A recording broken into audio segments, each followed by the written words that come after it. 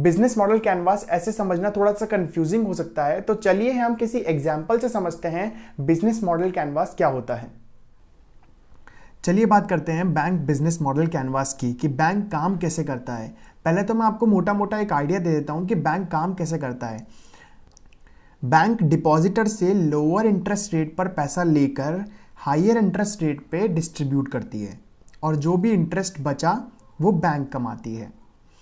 इस प्रोसीजर को जब बैंक फॉलो नहीं कर पाती है तो वो बैंक फेल हो जाती है। फिलहाल में ही हमने देखा है पीएमसी बैंक, यस बैंक और लक्ष्मी विलास बैंक फेल हो चुके हैं। तो ये पूरे बैंक का वैल्यू प्रोपोजिशन होता है और मेजरली वैल्यू प्रोपोजिशन सभी बैंक का सेम होता है। और अब बात करते हैं कस्टमर सेगमेंट कौन होते हैं बैंक्स के।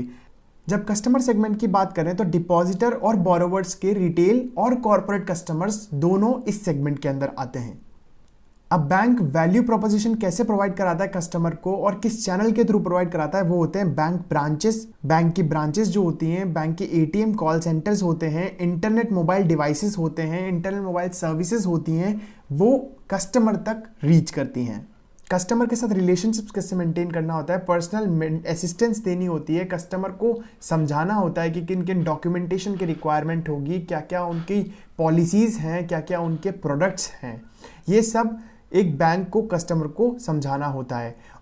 और अब बात करते हैं रेवेन्यू स्ट्रीम्स की।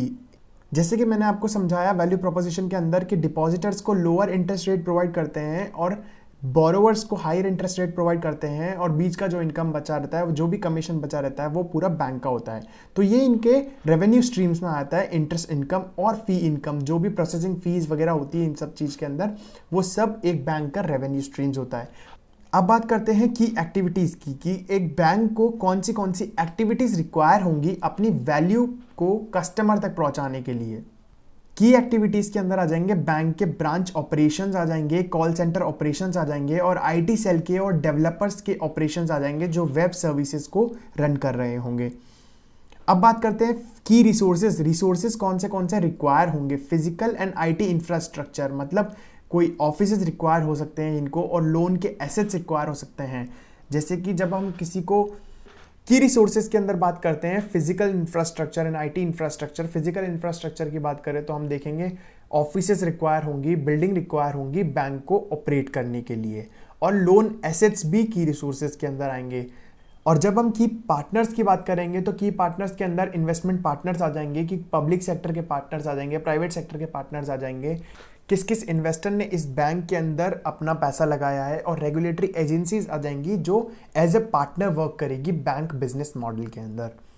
और कॉस्ट स्ट्रक्चर के अंदर आ जाएंगे, क्या क्या कॉस्ट रिक्वायर्ड होगी इस पूरे बिजनेस मॉडल को जनरेट करने के लिए। वो हो सकते हैं इंटरेस्ट एक्सपेंसेस, क्या क्या एक्सपेंसेस लग सकते हैं इस इंटरेस्ट को हैंडल आउट करने के लिए, और चैनल कॉस्ट, जैसे कि हमने यहाँ समझा था कि बैंक ब्रांचेस, एटीएम्स रन करने होंगे, इंटरनेट मोबाइल सर्विसेज प्रोवाइड करानी होंगी, इन सब को हैंडल आउट करने के लिए चैनल की कॉस्ट लगती है और वो कॉस्ट पे करेगा बैंक। आइए समझते हैं कि YouTube का बिजनेस मॉडल कैसे वर्क करता है। अगर हम YouTube की बात करें तो वैल्यू प्रोपोजिशन में तो बिल्कुल कमी नहीं है। जैसे कि आपको अगर तारक मेहता भी देखना हो या फिर कोई बिजनेस मॉडल समझना हो, पॉडकास्ट सुनना हो, कुछ भी देखना हो, सबसे पहले अपन YouTube को सर्च करते हैं तो बिजनेस मॉडल YouTube का सबसे फैंटास्टिक है। अगर वैल्यू प्रोपोजिशन में प्रोडक्ट और सर्विसेज की बात करें तो ऑन डिमांड वीडियो आपको एज ए प्रोडक्ट यूट्यूब सर्व करता है और आप अपना डिस्प्ले करें कंटेंट को और उससे पैसा कमाएं, ऐसी एक सर्विसेज प्रोवाइड करता है यूट्यूब, और टारगेटेड ऑडियंस आपको सर्व करता है। और उन प्रोडक्ट और सर्विसेज का फ़ायदा उठाने के लिए जो अपने कस्टमर सेगमेंट्स हैं वो हो जाएंगे हमारे व्यूअर्स, कंटेंट क्रिएटर्स जो कंटेंट बनाएंगे, और एडवर्टाइजर्स जो एड्स शो कराएंगे यूट्यूब के ऊपर। और किन किन चैनल के थ्रू कस्टमर्स इन प्रोडक्ट और सर्विसेज का फ़ायदा उठा सकते हैं, वो हो जाएंगे वेब सर्विसेज या फिर ऐप्स के थ्रू और सॉफ्टवेयर के थ्रू आप यूट्यूब को ऑपरेट कर सकते हैं और अपने फेवरेट चैनल्स इसके ऊपर देख सकते हैं। अगर कस्टमर रिलेशनशिप की बात करें यूट्यूब की, तो एक कम्युनिटी बना रखी है और एक अच्छा रिलेशनशिप मेंटेन कर रखा है। रेवेन्यू स्ट्रीम्स की बात करते हैं तो प्रीमियम सर्विसेज प्रोवाइड करता है और पेड एड्स के थ्रू ये जनरेट करता है। प्रीमियम सर्विसेज के अंदर अगर आपने ये प्रीमियम सर्विसेज ले रखी हैं तो आपके YouTube वीडियो के ऊपर कोई भी ऐड नहीं शो होगा, ऐसा YouTube दावा करता है। और पेड एड्स के अंदर जब भी कोई एडवर्टीजमेंट कंपनी अपना प्रमोशन करने के लिए आती है तो YouTube उनसे कुछ मनी चार्ज करता है। तो 55% जो मनी होता है वो YouTube रख लेता है और बाकी का बचा हुआ पैसा कंटेंट क्रिएटर के पास जाता है।